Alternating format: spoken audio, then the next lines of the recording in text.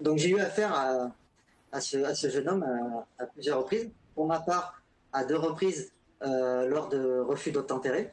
Ce que je me souviens, c'est son comportement qui était exécrable. Voilà, c'est toujours dans la confrontation.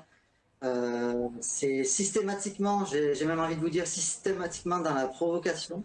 C'était un coutumier des délits, si je puis dire.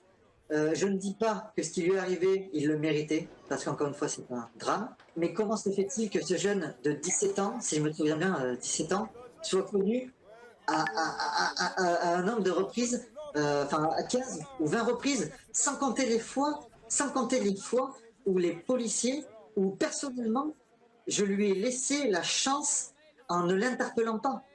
Vous vous rendez compte, à 17 ans, combien de personnes sont connues à 15 ou 20 reprises?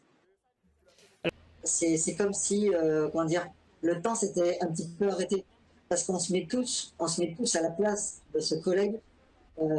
Moi, personnellement, je m'y suis mis, d'autant plus que j'ai côtoyé ce jeune Maël. Et je me suis dit qu'effectivement, ça aurait très bien pu être l'un d'entre nous, ça aurait très bien pu être n'importe qui.